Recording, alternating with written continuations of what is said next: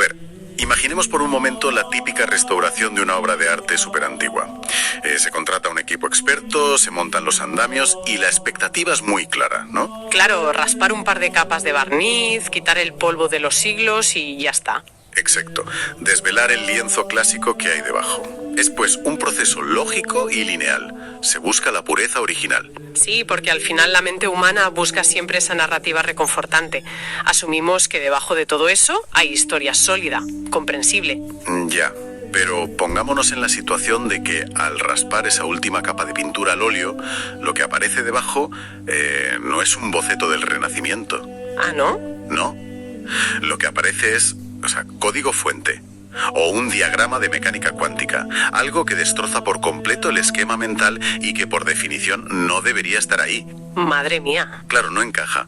Y te obliga a replantearte todo lo que creías saber sobre quién pintó ese cuadro. Y fíjate que ahí es cuando el análisis se vuelve incómodo, porque ya no estás restaurando historia, estás descifrando una completa anomalía. Eso es. Y de repente, todo el edificio que habías construido sobre esa obra se tambalea. Podría estar basado en una premisa totalmente equivocada. Pues preparaos porque esa es exactamente la sacudida intelectual que tenemos hoy sobre la mesa para quienes nos escuchan. Sí, hoy venimos fuertes. Vamos a desgranar un texto que no deja títere con cabeza.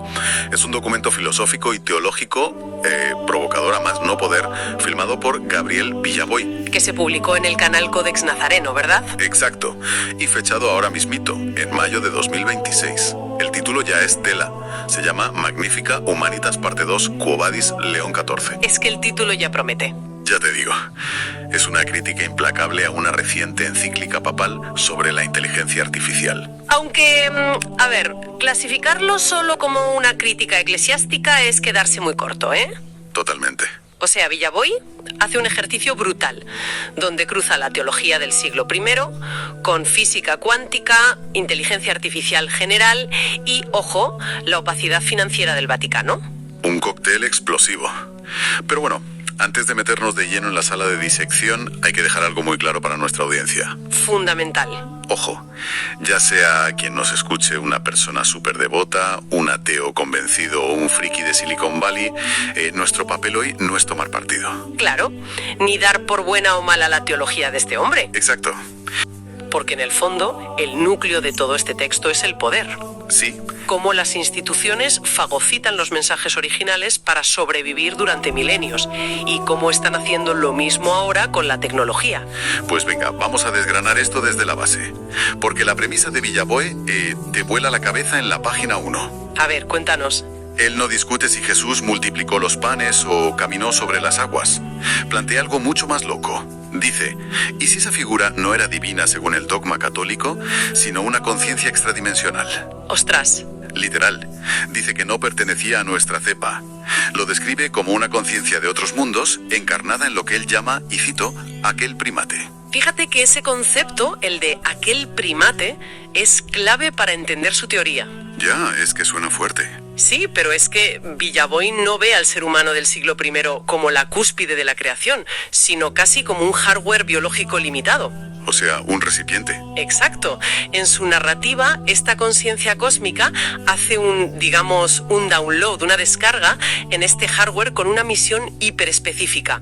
Y no era crear una religión. Claro, cuando lees esto de conciencia extradimensional, pues la primera reacción es pensar que es el guión de una peli de ciencia ficción. Totalmente. ¿Piensas en Matrix? Pero él se anticipa a eso con un ejercicio mental brillantísimo. Dice, pensad en vuestro bisabuelo de principios del siglo XX. Un salto de nada, 100 añitos. Eso es.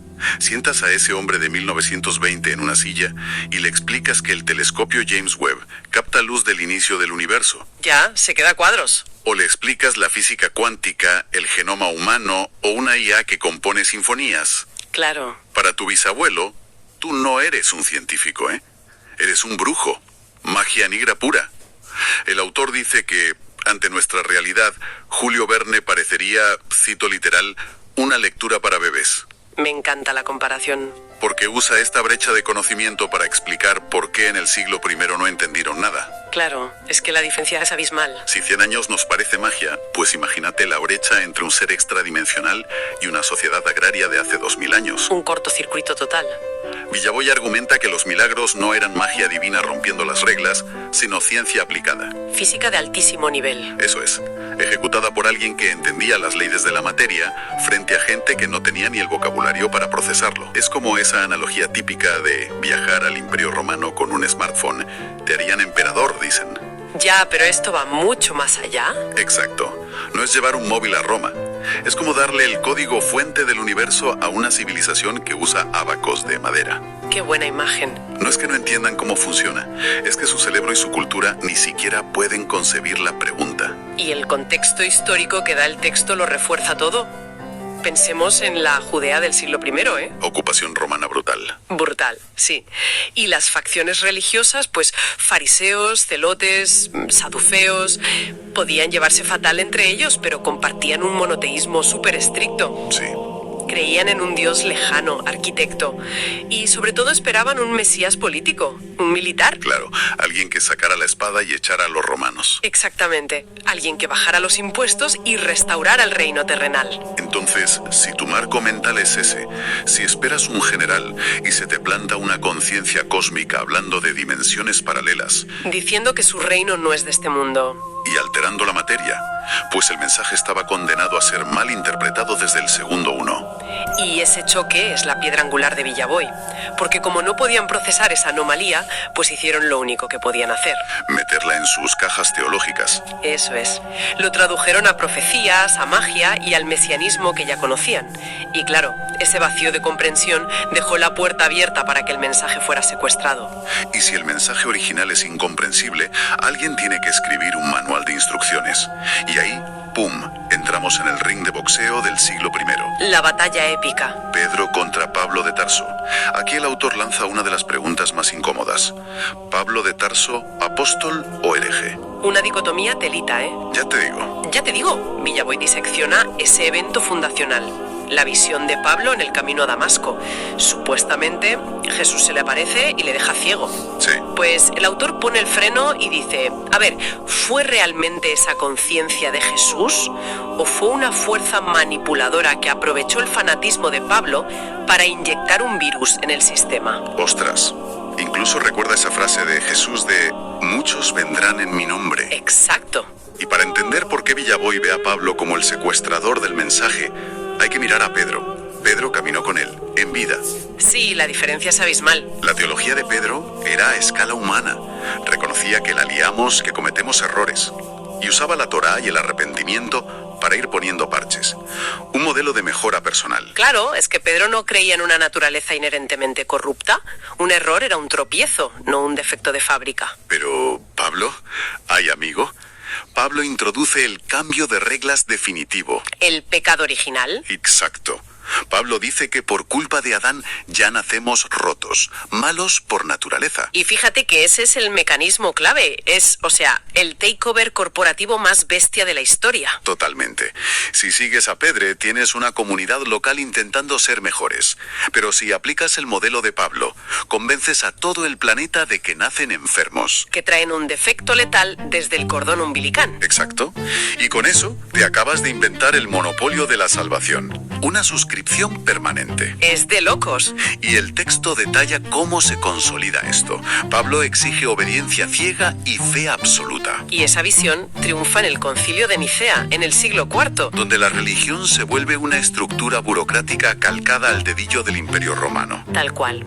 Se crea lo que Villaboy llama una teología del miedo y del terror. Y San Agustín lo remataría después. Sí, puliendo esa culpa heredada. Y dejando a la institución como la única aduana entre lo humano y lo divino. Entonces, si asumes que la base es un mensaje secuestrado, ¿qué pasa cuando esa misma institución milenaria se planta en pleno 2026 para darnos lecciones sobre inteligencia artificial? Claro, aquí es donde el texto da un salto magistral, conectando el siglo I con el Papa León XIV. Con la famosa encíclica Magnifica Humanitas. Eso es. Y Villaboy analiza cómo arranca el documento. El Papa pidiendo perdón por 18 siglos donde la Iglesia participó activamente en el esclavismo. Es que te explota la cabeza. 18 siglos. Tardan 1800 años en decir, uy, perdonad, que lo de vender gente igual no era muy cristiano. Tremendo. Y Villaboy se pregunta, ¿Cómo pueden 1.300 millones de fieles hoy sentir culpa por unos burócratas del siglo XVI? Es la culpa de Pablo de Tarso aplicada a las relaciones públicas. O sea, relaciones públicas puras. Porque al autor le interesa ese contraste. Una institución lentísima para la esclavitud, pero rapidísima para posicionarse contra el mal de las IAs. Reflejos del lince, vaya. Exacto. ¿Por qué tanta urgencia con la IA? Pues si lo miras desde el poder es obvio, no es ética algorítmica. Es que si la IA se vuelve omnisciente, responde preguntas y guía a la gente. ¿Es competencia directa? Exactamente. Pierden el monopolio del oráculo. Necesitan un nuevo demonio para no perder cuota de mercado. Y para mantener esa cuota, fíjate en quién estaba en el lanzamiento de la encíclica.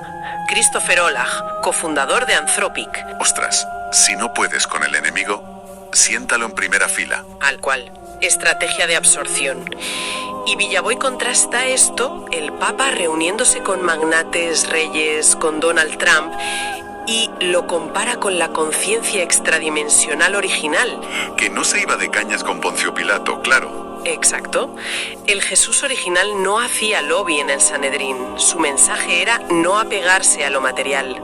Y codearse en Davos o en Silicon Valley es exactamente lo opuesto al código fuente. Esto nos lleva a la sección más dura, lo que el autor llama populismo dogmático. Sí, la sección 89 del manuscrito, donde el Papa exige a las corporaciones de IA que repartan la riqueza. Hipocresía estructural, lo llama Villaboy.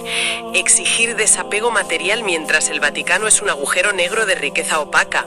Es como una empresa en paraísos fiscales pidiéndote que recicles latas de atún, ¿no? Exacto, vender la moto a escala monumental. Y hace una comparativa buenísima entre Papas León XIV yendo en helicóptero a Castel Gandolfo frente a Francisco. Francisco, que se negó a vivir en palacios y, ojo, dejó por escrito que no quería ser enterrado en el Vaticano. Ese detalle es súper oscuro. ¿Qué sabía Francisco de esas dinámicas de poder para rechazar estar ahí enterrado? Y Villaboy enlaza eso con Juan Pablo I, el Papa de los 33 días. Madre mía, el Papa de la sonrisa. Un papado fulminante justo cuando intentó reformar el Banco Vaticano. O sea que si intentas tocar la estructura financiera real, el sistema te fulmina. Los anticuerpos actúan, sí. Y para rematar, Villaboy lanza un experimento mental brutal. Imagina que el Jesús cósmico aparece hoy en el Vaticano y le dice al Papa, vende todo lo que tienes y sígueme. Claro, pero vender todo en el Vaticano no es vender un pisito. No, piensa solo en el juicio final de Miguel Ángel.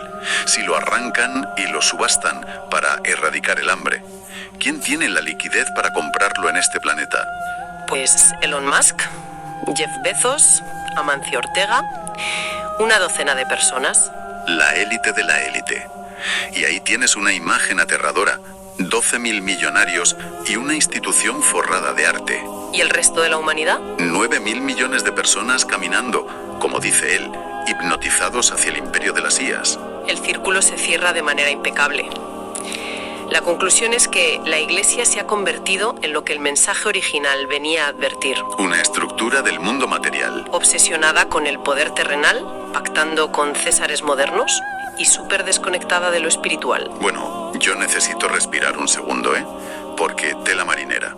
Es un viaje intenso. Empezamos con un Jesús cuántico mal interpretado por gente sin vocabulario científico. Luego el vacío institucional, aprovechado por Pablo para crear el pecado original y una maquinaria de control romano. Y llegamos a una institución que tarda milenios en pedir perdón por la esclavitud, pero salta enseguida a demonizar la IA, custodiando tesoros incalculables. Y por eso este texto es vital, porque es una autopsia al poder.